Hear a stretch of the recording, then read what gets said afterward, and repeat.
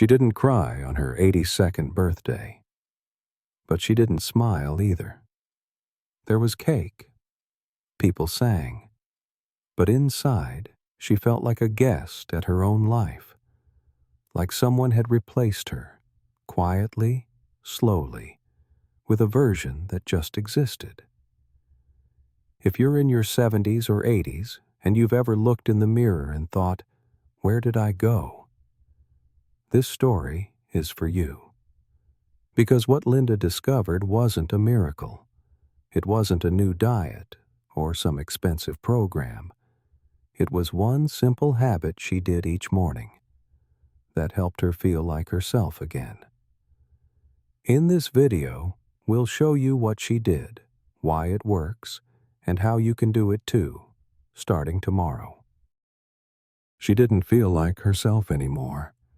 Not because of wrinkles, not because of pain, but because she couldn't remember the last time she felt alive. Each morning, she moved through her home like a visitor.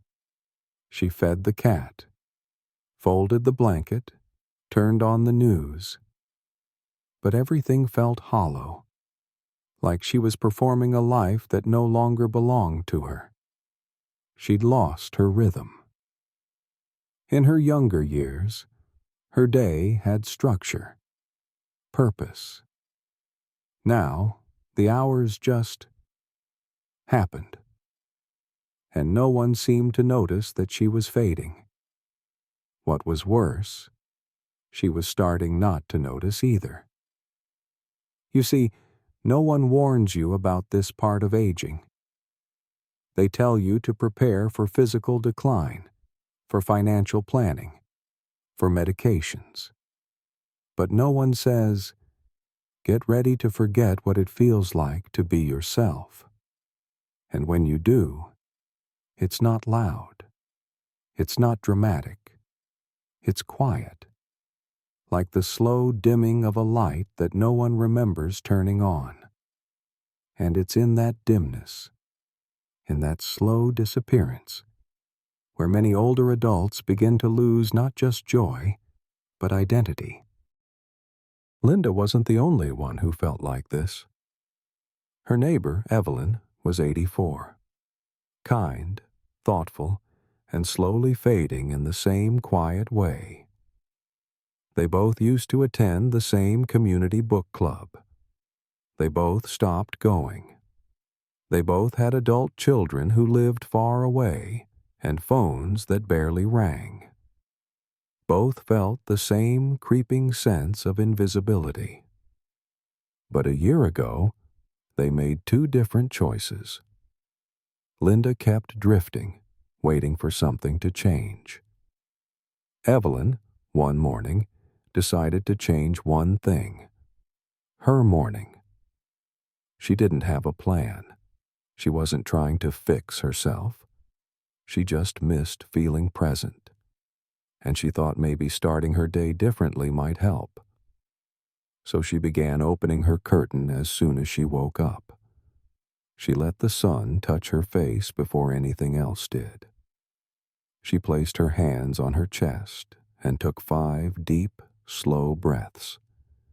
She whispered her name, and when she made her tea, she really felt the warmth of the mug. It took less than 10 minutes. But within a month, Evelyn looked different. Not younger, not more energetic, but more alive. She had started calling people again. She started walking again. She even returned to book club, not because she had to, but because she wanted to. Linda saw this, and one day she asked Evelyn, "What changed?" Evelyn just smiled and said, "I remembered I exist. I just had to remind myself every morning." What Evelyn did each morning wasn't complicated, but it was powerful, because it spoke the language of the brain. When she opened the curtain, the morning light hit her retina and signaled her brain to stop producing melatonin, the hormone that makes you sleepy, and start making serotonin, the one that helps you feel calm and awake. When she placed her hands on her chest and breathed deeply, she wasn't just relaxing, she was activating her parasympathetic nervous system. That's the part of your body that tells you, you're safe now. You can slow down. And when she whispered her name, just her name, she was lighting up a part of the brain called the default mode network. That's the place where self-awareness lives. It's the part that helps you remember who you are when the rest of the world forgets. Even holding the warm cup of tea had meaning. Research shows that warmth in the hands can calm the amygdala, the brain's emotional alarm system. That means one small, warm moment can actually reduce anxiety without a single word. What Evelyn created wasn't a routine. It was a ritual, a way of speaking gently to her mind each morning and saying, I'm here, I matter, I remember. You see, when people age, the brain doesn't just slow down, it starts disconnecting. Not in a catastrophic way, but in subtle, quiet ways. Less stimulation, fewer new experiences. And over time, that leads to one terrible thing: disappearance. But the brain also responds to repetition, to rhythm, to gentle input. And that's what a morning ritual does. It gives your brain something to look forward to, something to recognize, something to anchor you to the day and to yourself. You don't need an app. You don't need equipment or perfect timing or a complicated plan. All you need is a few quiet minutes and a little willingness to greet yourself again. Here's the exact ritual Evelyn practiced, and the one you can begin tomorrow. Step 1. Let the light in. Before you check your phone or turn on the news, open the curtain. Stand near the window. Let the sunlight, even if it's faint, touch your face. Take 5 slow, deep breaths. This signals your brain. It's morning. We're here. Let's begin. Step 2. Wake your hands. Gently open and close your fingers a few times. Rub your fingertips together.